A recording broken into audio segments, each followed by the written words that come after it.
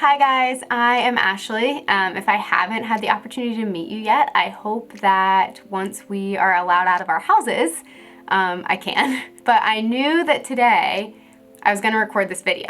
I wanted to look like I was put together. I wanted to look like I was thriving and like just doing so well in the midst of this quarantine.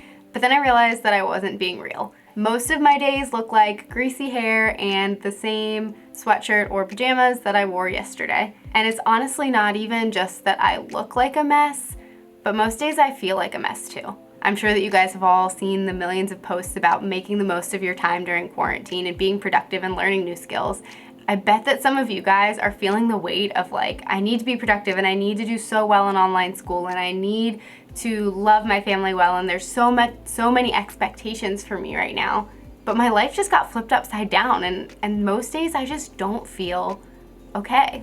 Some days you might be excited because you don't have to get up and go to school. But then the next day, you're just so over it and you want to see your friends, and it's really hard to learn math online. And it can feel really confusing because it feels like you're feeling emotions that are opposite from each other at the same exact time. And it doesn't make any sense. And guys, that's what grief is. Grief is conflicted feelings caused by the end or a sudden abrupt change in a pattern of something that you're used to. You feel grief when you all of a sudden find out that your parents are getting divorced. You feel grief when you go through a really bad breakup. You feel grief when you all of a sudden find out that your grandma passed away, who you were really close with. And you feel grief when all of a sudden a virus takes over the world and shuts everything down and changes all of your plans. And it's nothing to be ashamed of. It's actually really normal. There's actually 5 stages of grief: denial, anger, bargaining, sadness, and acceptance. You guys may have heard this before. It's pretty common and it's been around for a while, but those are the 5 main things that anyone feels when they're grieving something. I'm gonna leave a link for you guys that walks you through what those 5 stages could look like right now. It's a link that's really specific to the pandemic, and I think it's a really helpful resource for you guys to be able to look at and see where you might fall within those 5 stages. But I didn't want to take too much time today explaining all of that, because I know you can find that information other places. But here's the one thing about grief that I want you to know. Grief is super tricky because it's not linear, which means you don't feel one thing after another and know what's expected and know what's gonna come. It's not like you start in denial and then you know that you're gonna go to anger, and then you know that you're gonna go to bargaining, and it just keeps going on until you've accepted it and you're done. That's not how grief works. You can feel all 5 stages of grief within like 20 minutes. You can be angry, and then you can be bargaining, and then you can be sad, and then you can accept it, and then all of a sudden,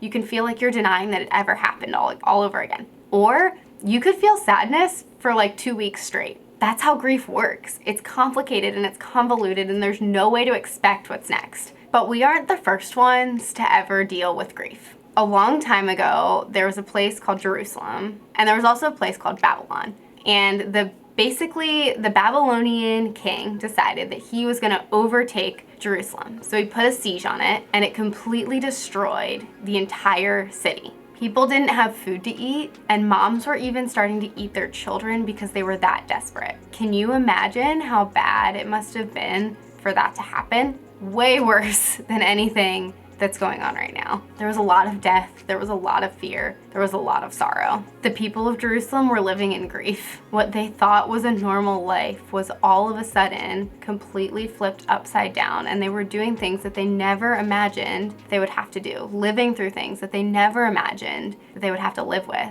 and they didn't have a choice. And during this time, there was a guy named Jeremiah. And Jeremiah wrote what we know today as the Book of Lamentations, which is in the Old Testament. And so Jeremiah starts out his book by basically painting a picture of what the whole situation looked like. Jerusalem, once so full of people, is now deserted. Honestly, reading that, like, how familiar does that sound? Our schools, once so full of people, are now deserted. The churches, once so full of people, are now deserted. Our towns, once so full of people, are now deserted. He also says, her people groan as they search for a break.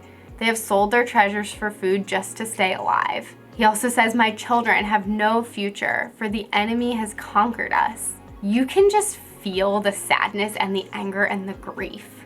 But then Jeremiah writes this verse that you may have heard before. He He says, "The faithful love of the Lord never ends. His mercies never cease.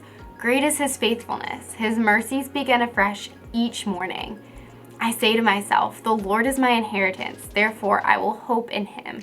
For no one is abandoned by the Lord forever. Though he brings grief, he also shows compassion because of the greatness of his unfailing love."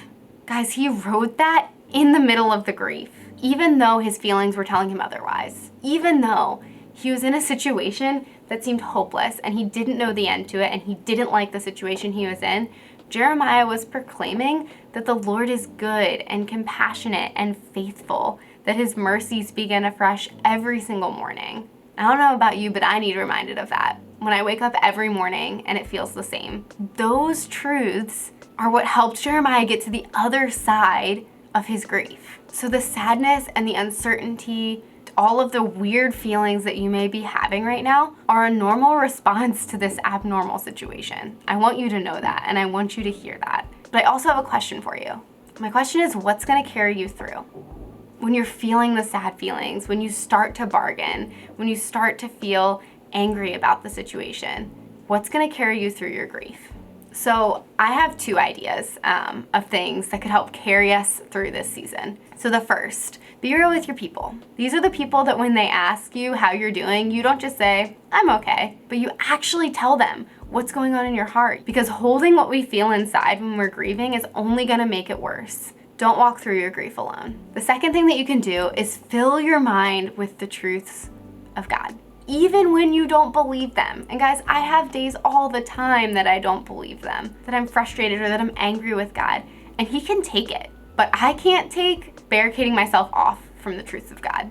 That's when I get the most unhealthy. And so what does that look like? It looks like listening to worship music. It looks like, instead of scrolling through TikTok for the third hour of your day, opening up Pinterest and looking up Bible verses and scrolling through there. Or it could look like opening up your Bible and putting your phone away altogether. Filling your mind with the truth about who God is the best thing that you can do in this season. Because guys, that is the only thing that's not uncertain right now. And in that certainty is where we can find hope. Guys, there is healing beyond the hurt that we're feeling right now, but we need to lean into God and we need to lean into each other.